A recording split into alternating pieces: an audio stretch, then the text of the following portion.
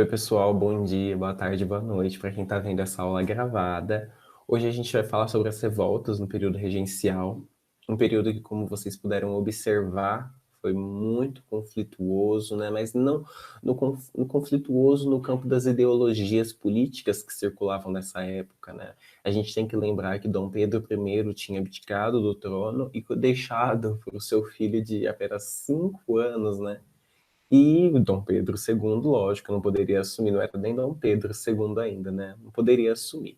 Então a gente passa por um período de regências, como vocês bem viram, né? A gente tem 2 regências com 3 pessoas governando e depois 2 regências com uma pessoa governando, né? E essas regências vão causar uma instabilidade política no Brasil muito grande, né? Como a gente viu, né? As ideologias políticas estão bem desconexas uma com as outras, né?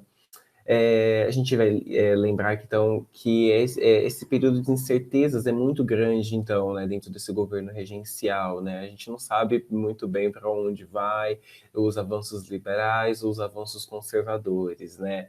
E é o primeiro momento também que a gente tem um Brasil governado por brasileiros, né? Antes de Dom Pedro II, com o golpe da maioridade, assumir o Brasil, né? Esses regentes que passam, eles são brasileiros, eles governam o Brasil, né? E é bem importante, né? É importante lembrar também aquela divisão política, como eu falei para vocês, né, que é uma divisão política que vai se estender dentro das províncias também, né, não fica apenas no âmbito nacional, ela fica muito mais no âmbito também provincial e até municipal, se a gente parar para pensar, né. É uma divisão política de fato em todos os segmentos do Brasil, né, em todos os pensamentos nacionais, provinciais, municipais, né, não tem a noção do estado ainda, né, então a gente vai pegar a ideia da província, né. E qual vai ser essa divisão política, né? Entre os progressistas, que vão ser os liberais, né? A gente vai passar por as regências liberais, né? Como eu expliquei para vocês, e a gente vai passar também por uma regência mais regressista, na verdade, né? Que vai ser uma regência mais conservadora, né? A última regência una que a gente passa, ela é de cunho conservador, né? Tanto que ela, né, tem aquele ato de interpretar o ato de 34, né? Que dava autonomia aos estados, né? Esses atos, algumas coisas que vão acontecendo em âmbito nacional, lógico, tem uma influência muito grande no âmbito municipal, em âmbitos provinciais, né, que vão resultar em inúmeras revoltas, né, como a gente vai ver hoje. Eu vou começar a apresentar aqui para vocês. Aqui. Deixa eu ver se deu certo.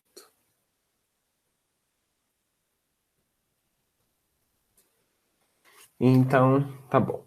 Antes de adentrar, então, agora de fato, né, nessa parte, né, que eu tinha programado, né, é importante a gente lembrar, então, que aquele ato de 34, né, que dá um pouco mais de visibilidade, não visibilidade, né, mas dá um pouco mais de autonomia para as províncias, né, é um ato que explode alguns principais conflitos, como a gente vai ver, né? Não que não existiam conflitos antes, né, disso, né? A Guarda Nacional é criada, por exemplo, com esse próprio intuito, né, de reverter esses conflitos que acontecessem, né?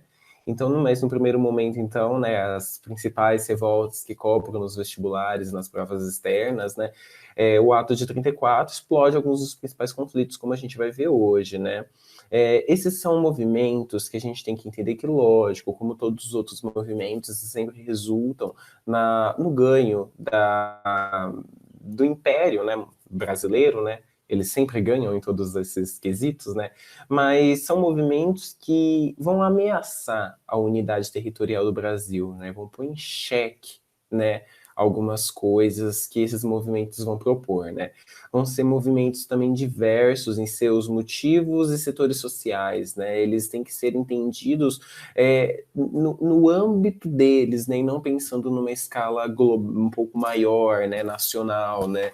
Mas entendidos seus motivos, né? Porque quando a gente vai ver agora no mapa que vai ser apresentado, vocês vão ver que eles são um pouquinho longe ali, né? Que acontece cada um deles, né? E cada um tem uns motivos muito desiguais, assim, né? Por mais que algumas coisas se assemelhem, eles são muito diferentes um dos outros, né?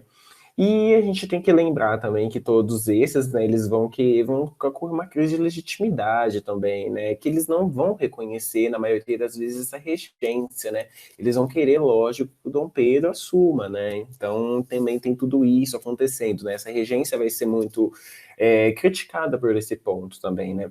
Eles vão querer também mais autonomia, né, e também vão ter divergências nas próprias províncias, né, como eu havia explicado para vocês, né. Então não quer dizer que, por exemplo, que essa questão de que há essa polarização política no cenário nacional, não existe essa política, essa polarização em outros cenários, né, nos cenários mais menores, né, quando a gente vai descendo até chegar no município, né.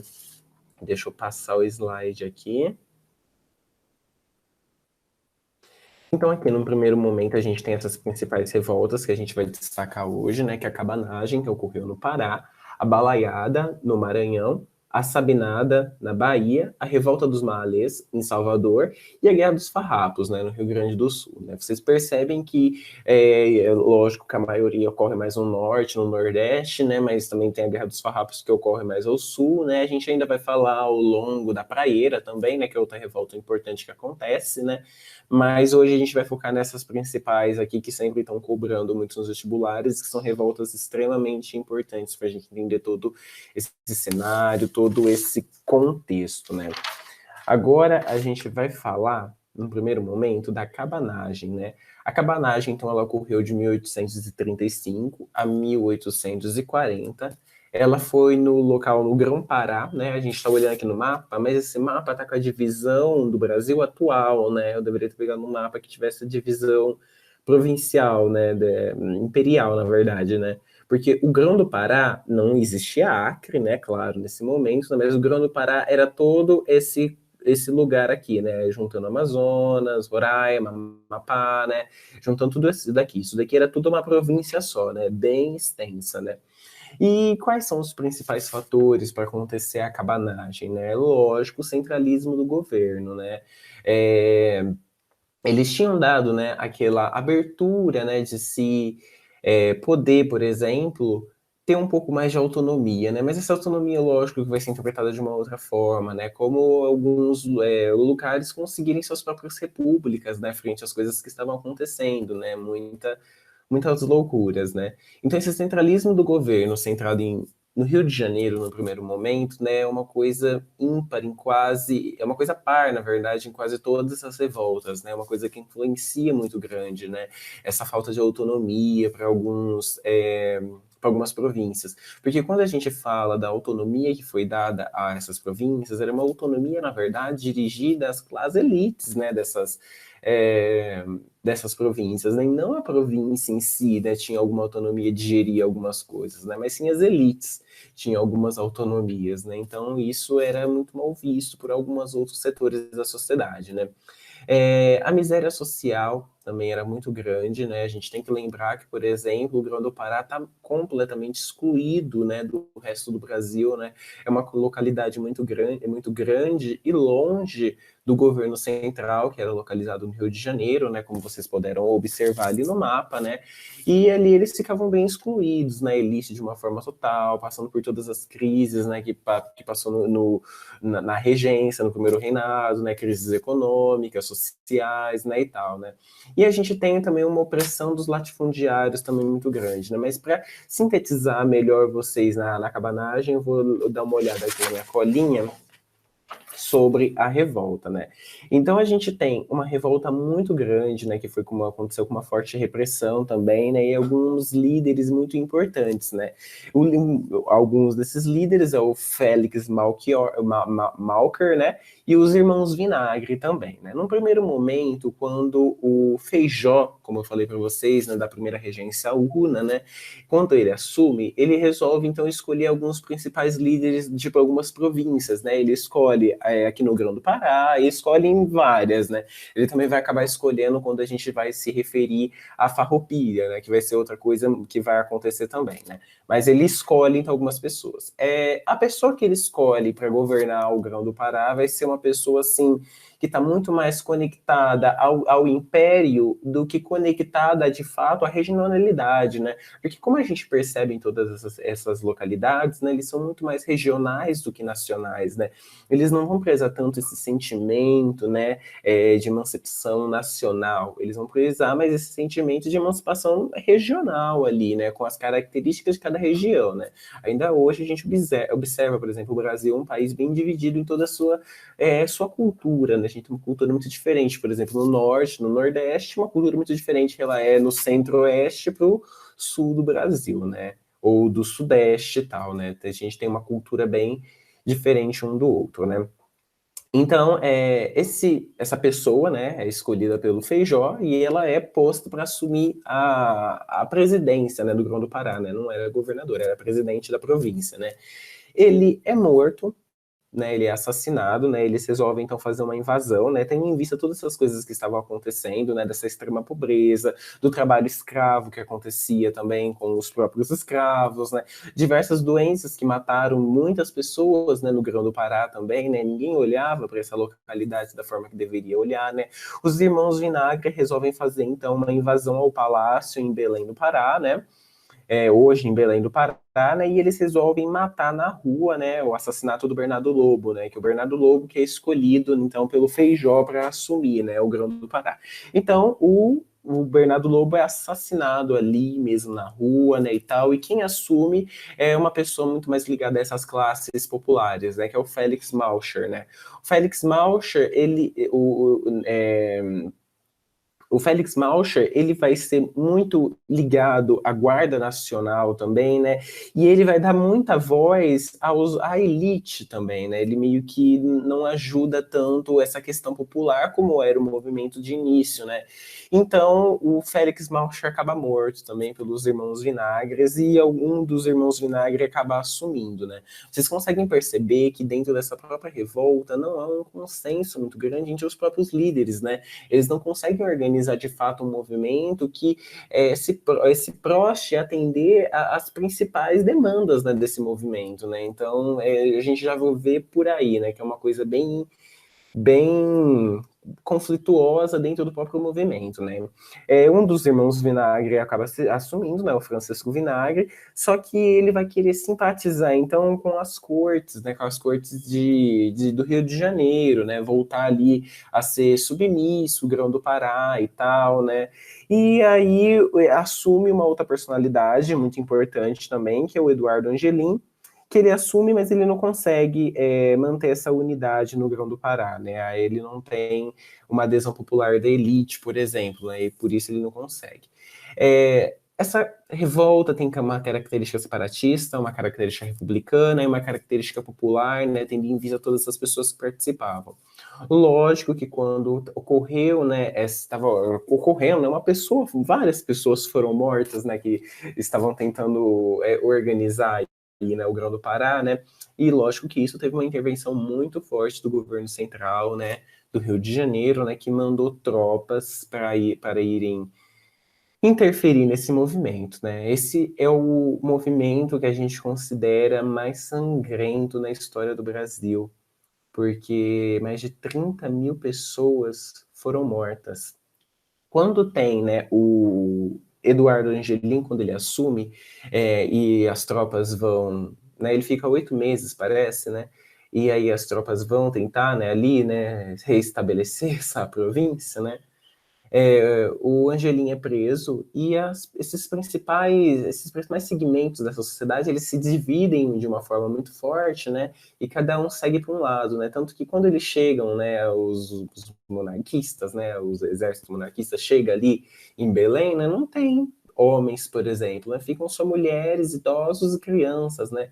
E eles levam todo esse movimento para um outro patamar, né? Levam todo para aquela província ali, né? Fazendo uma grande adesão de índios, de escravos, né? Todo mundo ali junto, né? E aí, então, a monarquia o exército monárquico tem que fazer de alguma forma, né? Para que exista uma repressão para que não continue, né, esse movimento aí, né, querendo essa separação, né, uma forma mais republicana e tal, né. Então eles começam a entrar em vilas, por exemplo, né, e massacram vilas que na verdade não tem nada a ver com o movimento, né, mas vilas de pessoas que estavam conectadas de alguma forma e que sabiam, por exemplo, onde estavam escondidos esses rebeldes, onde eles estavam fortificados, né. Então, muitas pessoas foram mortas, né, às vezes mal sabiam de todo esse movimento que acontecia, né? Então, cerca de 30 mil pessoas foram mortas, né, numa província que já não tinha muita gente, que era bem dispersa de toda a realidade ali do Brasil, né?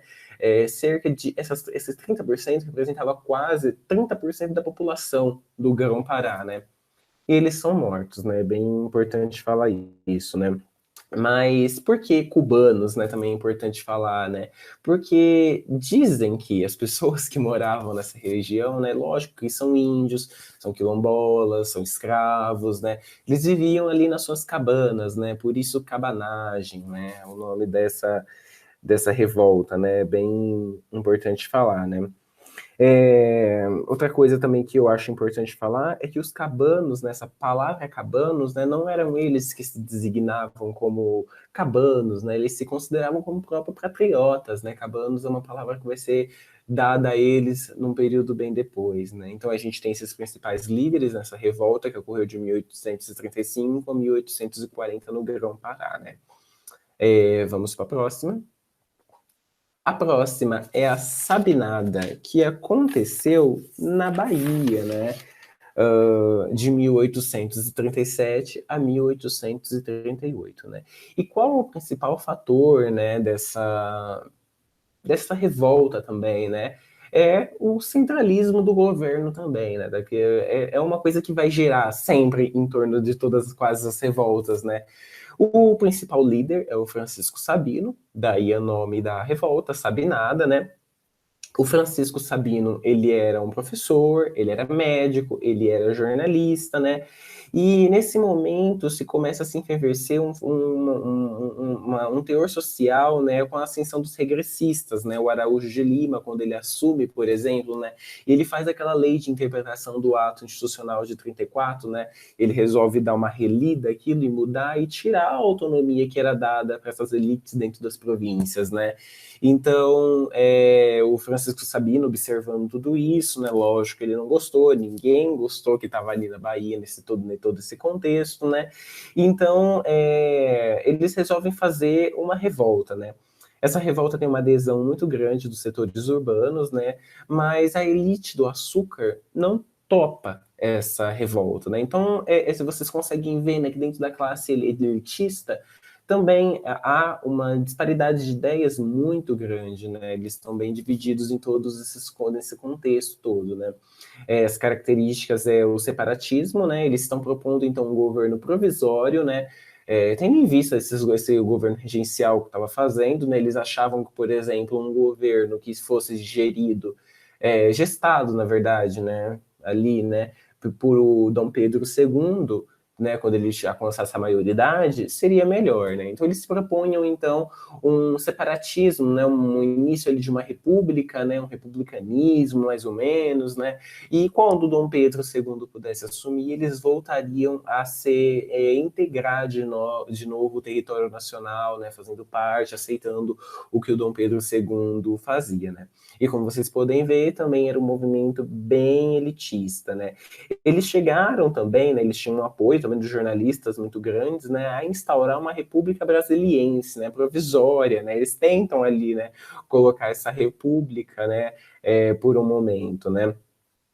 Uma coisa muito importante também, né, que eu destaquei, que essa revolta é uma revolta elitista, mas ela conta com a participação de alguns escravos, por exemplo, né, porque havia uma promessa muito grande, e essa promessa vai acontecer também na Farroupilha, né, como a gente bem vai falar agora, né, uma promessa de alforria, né, para a participação dos escravos, né. Então, os escravos que integravam o exército da Bahia, né, esses escravos, né, estariam sujeitos à alforria deles, né, coisa que jamais ia acontecer, né, lógico, né.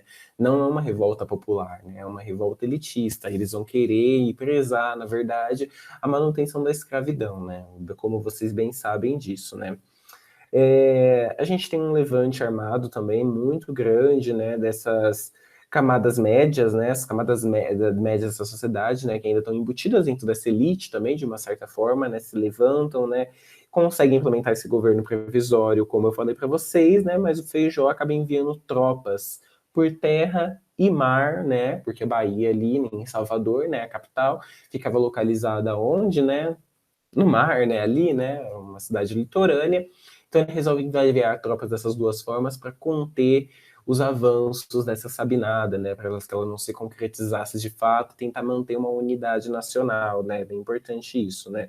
Os setores latifundiários, né, eles apoiam as tropas do Império, como eu bem falei com vocês, né, eles não estavam unidos junto com essa Sabinada, né, e há uma prisão dos líderes também, né? Mortes, as casas deles são incendiadas, né? E é interessante observar, por exemplo, o Francisco Sabino, quando ele é preso, né? Ele não é preso, por exemplo, na Bahia, né? Ele é preso em outra localidade, né? Até para tentar evitar, né?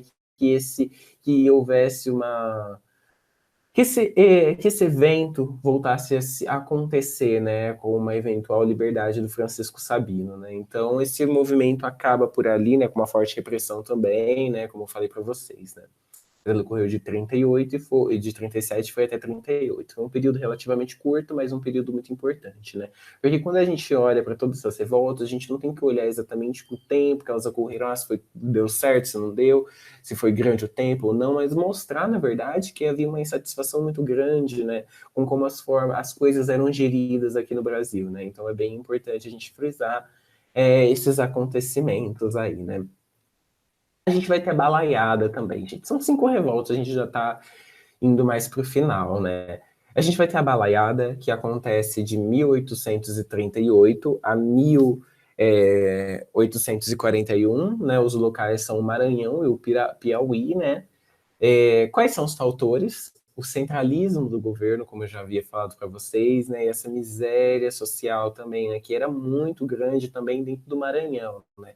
Na verdade, um contexto semelhante, quando a gente para observar, né, um contexto ali dentro do norte, do nordeste, que eles estavam um pouco mais esquecidos, né, frente a todas as novidades que aconteciam, né. As localidades mais importantes estão se tornando Rio de Janeiro e São Paulo, né, que vão ser os futuros cafeeiros, né, ali, né, essa indústria do café aí muito grande, né, em Minas Gerais com leite, né, e tal, né, vai ser uma coisa muito mais importante, né, o Rio Grande do Sul também, né, tem uma relevância muito importante, né, mas o Norte e o Nordeste já começa a ser meio que esquecido, né.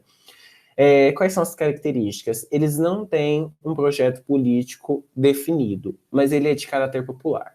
E quem são os principais líderes? São Francisco, né? O Francisco era mais conhecido como Balaio, ora balaiada, então em homenagem aos artesãos, né, que faziam partes e que faziam aqueles balaios, né, que eram cestos, né?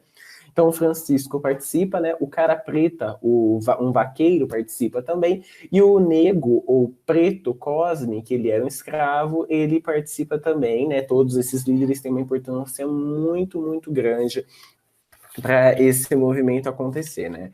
É, esse movimento, né, ele tem um cunho popular, como eu disse para vocês, né? O Maranhão está passando ali só para a gente sintetizar e falar o que foi o movimento, os principais acontecimentos e conectar todos esses líderes a esse movimento, explicar a historinha do movimento, né? Importante, né? Estava acontecendo, então, uma crise econômica muito grande de algodão, em açúcar, né? O Maranhão era característica dele, né? O cultivo do açúcar, né?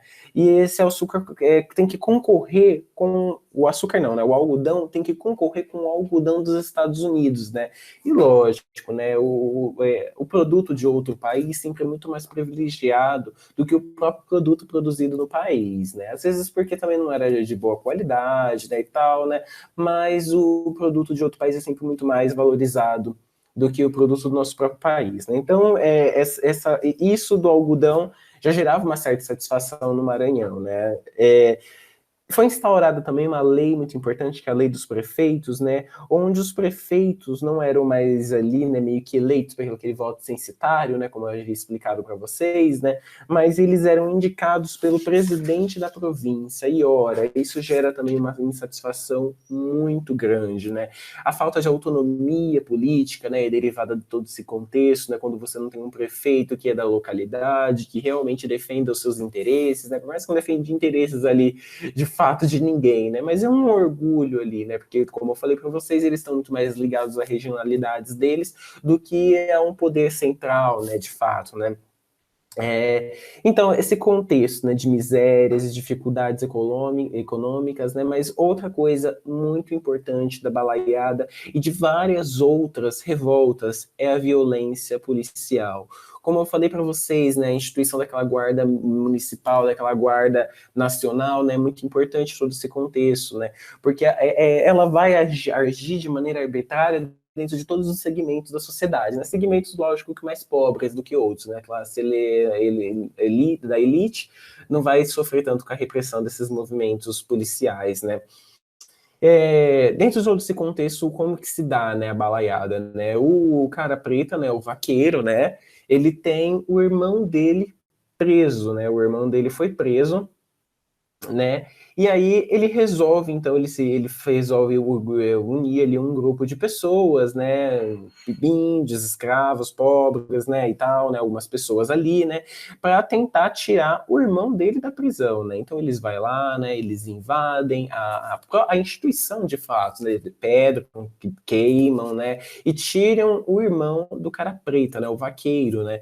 E não só ele, como libertam diversas outras pessoas que estavam presas na cadeia, né? Vários presos políticos, né? E aí, nesse contexto, ele se une com o balaio, né? O Francisco, o artesão, né? O Francisco também tinha passado por uma violência policial muito grande, né? Tendo em vista que as duas filhas deles foram estupradas, né? Por esse policial, né? Por alguns policiais, né? Então aí ele já vinha de algum ódio, né? Lógico, por todo esse contexto, né? Então eles resolvem então fazer uma tomada, né? Nessa cidade de Caxias, né? Muito importante aí falar, né? Que é um movimento aí local, né? E tal, né? Eles resolvem fazer essa tomada de Caxias, né? E essa tomada de Caxias, que ocorre em 1839, tem uma participação muito importante do Nego Cosme, ou Preto Cosme, como eu falei para vocês, né? Ele era um quilombola, né? Que tinha consigo um exército de muito mais, né? De, mais ou menos, né? De 3 mil ex-escravos, né? Quilombolas que participavam desse exército, né?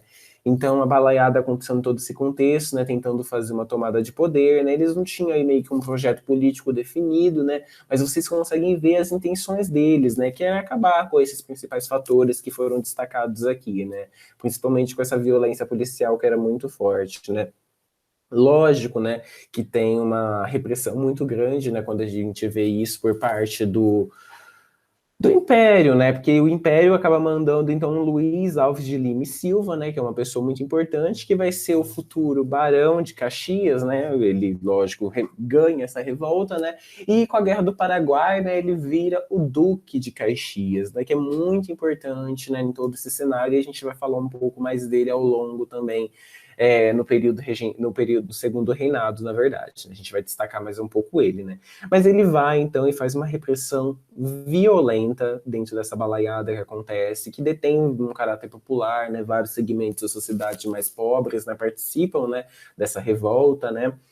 E muitos foram presos e muitos foram mortos, né? Nessa revolta, né? É importante frisar isso e dar voz a isso, né? Várias pessoas sofreram, né?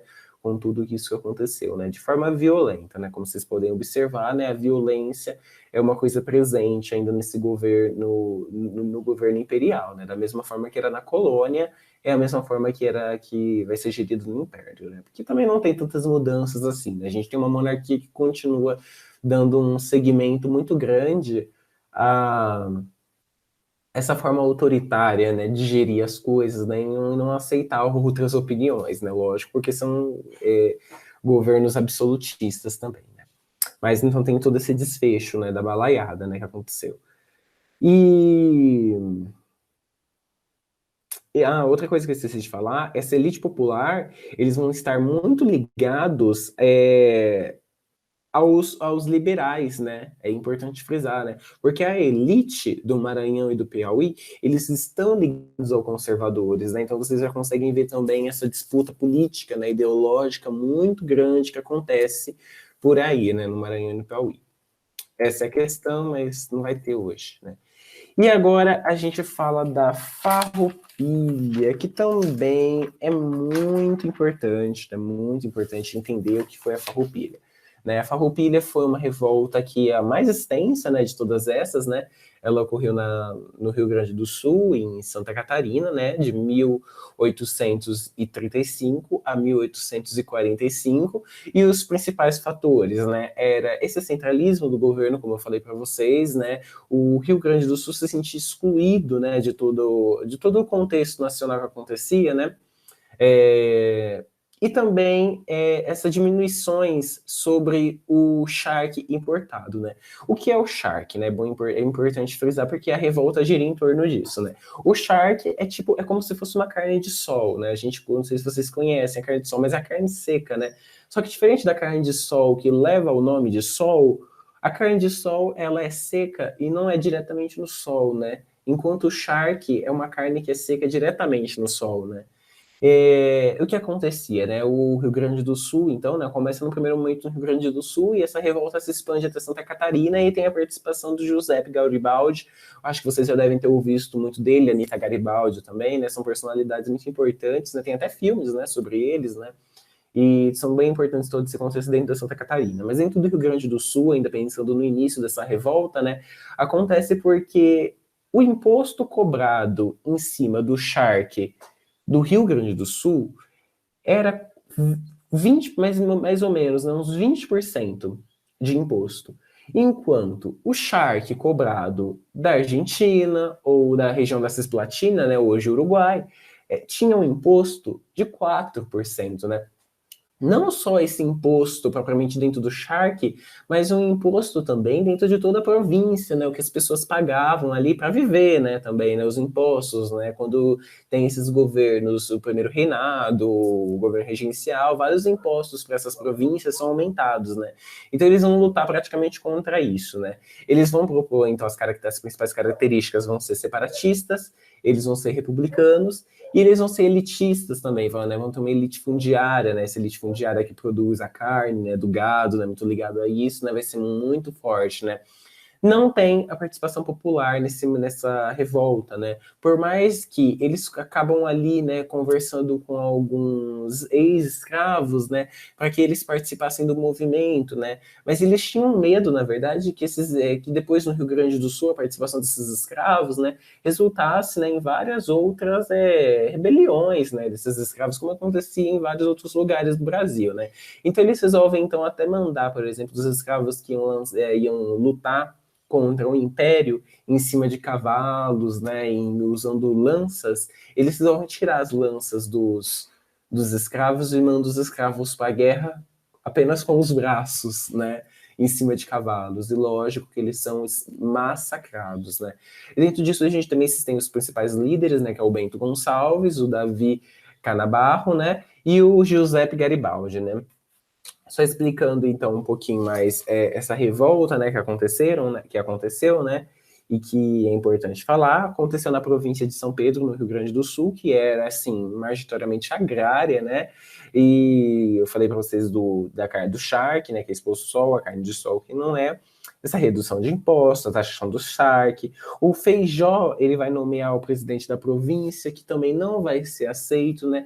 Então eles resolvem, né, os farroupilhos, né, eles resolvem instaurar uma nova república, né? Então nesse momento a gente vai ter duas repúblicas não, mas dois lugares que emandam poderes políticos, né?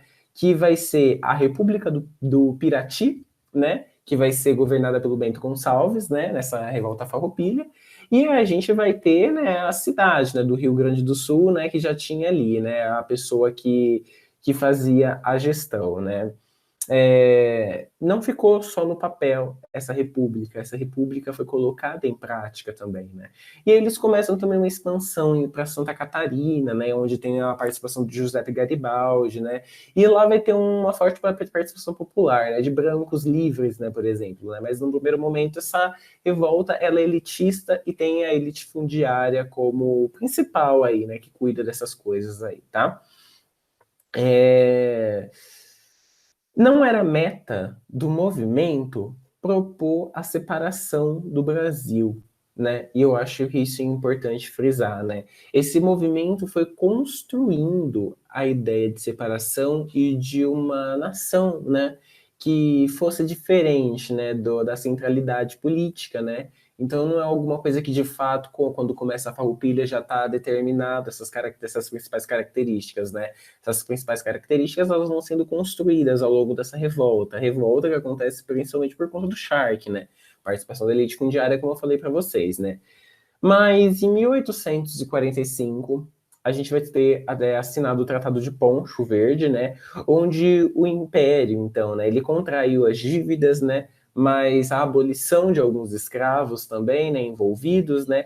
E a absorção de alguns líderes presos pelo exército também, né? Eles reconhecem, né? A importância desse movimento, esse movimento, por mais que ele perde, né? Ele tem algumas conquistas aí, né? Como vocês puderam ver, como eu acabei de falar, né? Farrapos, né? Quando a gente fala de farrapos também, a gente tem uma ideia das pessoas meio mulambentas, né? Andando por aí, né? E quando na verdade não, né? Como eu falei para vocês, era a elite aí fundiária que participava, né? Farrapos era só apenas um nome dado para eles, né?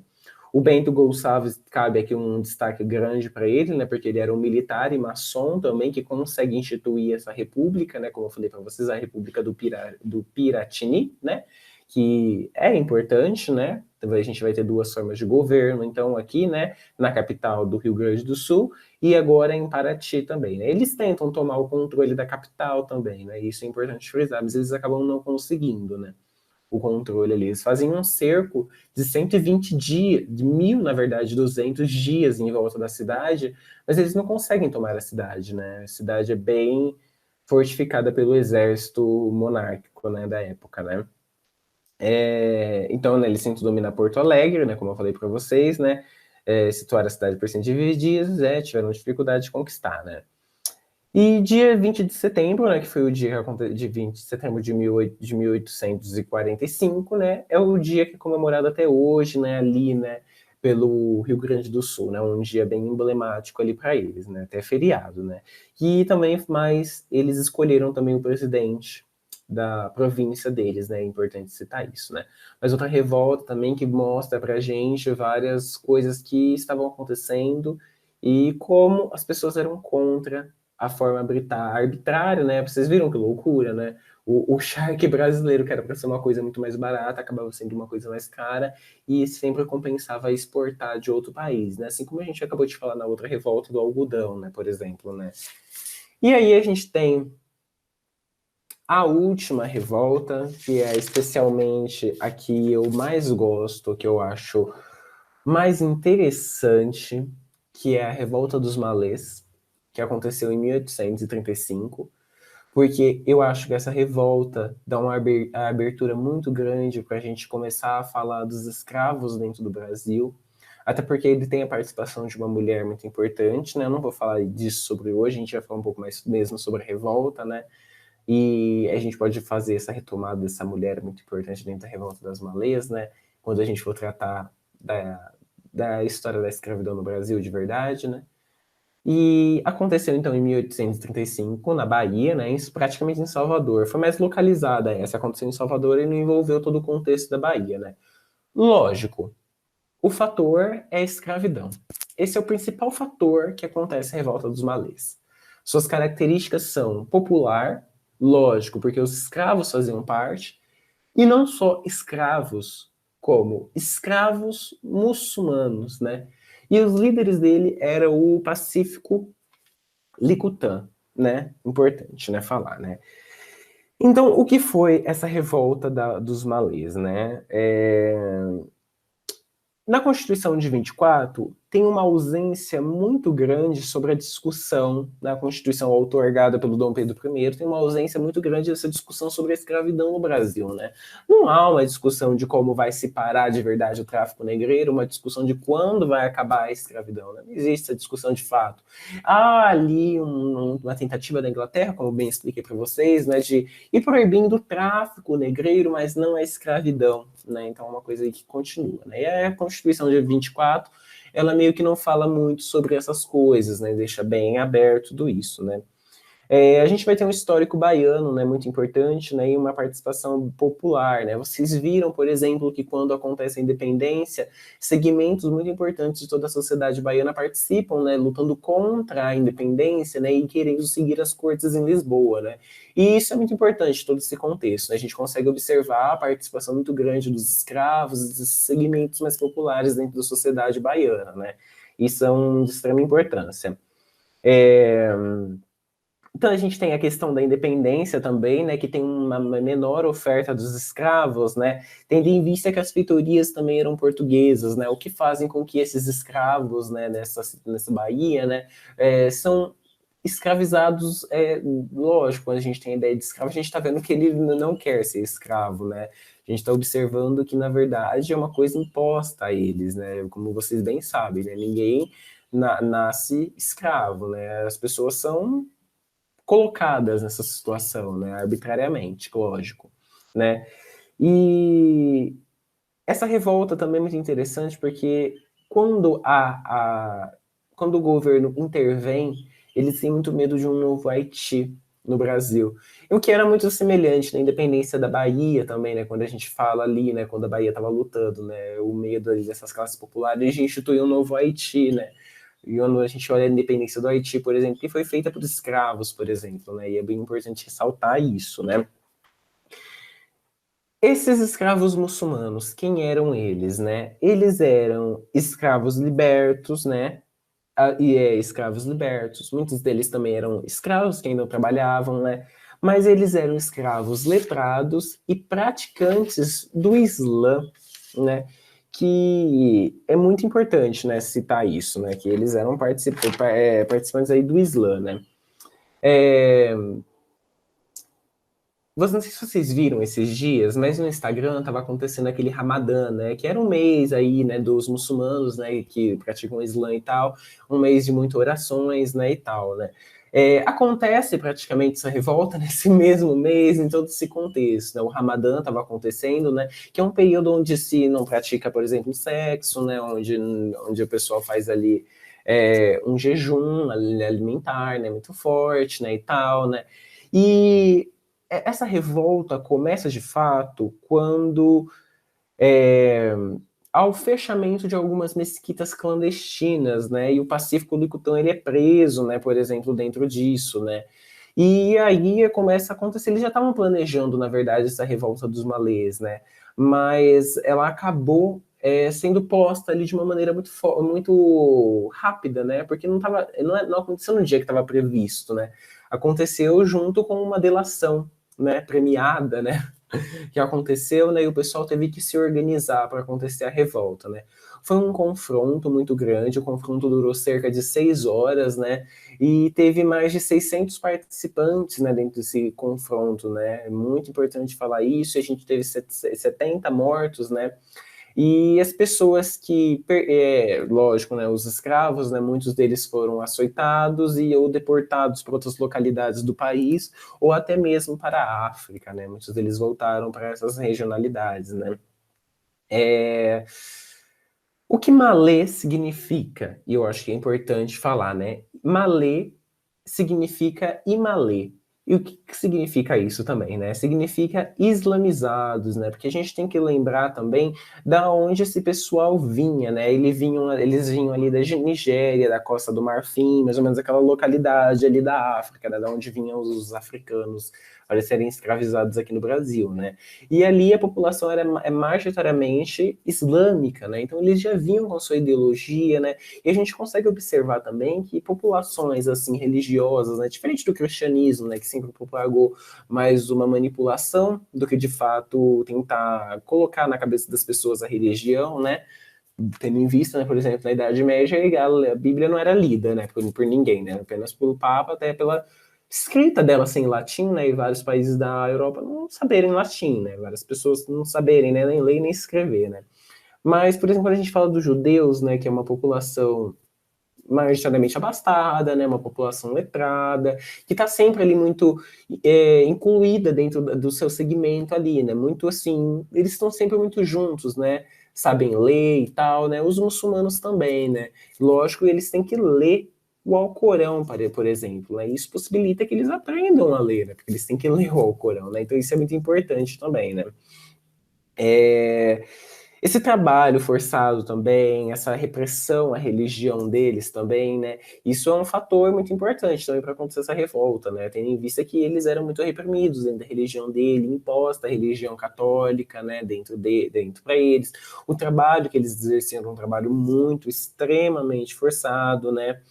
E no final, né, de 35, né, estava acontecendo o Ramadã, como eu falei para vocês, o período de jejum, né, e aí eles resolveram, então, frente a tudo isso que estava acontecendo, né, eles queimaram casas, queimaram igrejas, libertaram escravos, né, mas a repressão policial foi muito forte, né, e eles acabaram perdendo a revolta, né, e aconteceu tudo que eu falei isso para vocês, né.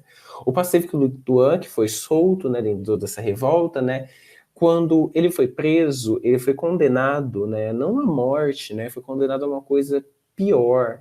Ele foi condenado a 1.200 chicotadas, né, e isso é absurdo, né, porque o tanto de chicotadas que eles davam nas pessoas, né, eram de 300 a 1.200, né, e eles deram realmente 1.200 chicotadas, e esse número, na verdade, era dividido também, né, ele era fracionado em dias, né, então a pessoa ficava ali uma semana praticamente apanhando, né, não era tudo de uma vez, né. Lógico, se a gente observar essas 1.200 chicotadas, a gente tem que o Pacífico Lituan, nome é difícil, ele morreu açoitado, né? Então é bem triste isso. Mas quando a gente olha então para todas essas revoltas, a gente consegue observar que uma coisa similar era que todas elas estavam contra frente às imposições do sistema, às imposições políticas, às imposições centrais do Rio de Janeiro, né? E todos eles ali, a maioria está querendo uma república, a maioria está querendo autonomia, a maioria está querendo visibilidade. E isso é de extrema importância citar, né? De extrema importância falar. Essa era a aula de hoje. Semana que vem, então, né, a gente vai acabar discutindo algumas questões, né, do que a gente acabou não discutindo hoje. E aí a gente discute elas, tá? E era isso a aula de hoje, então. Um beijão para vocês. Qualquer dúvida, mande um WhatsApp. E é isso, então. Um beijão, pessoal. Tchau, tchau.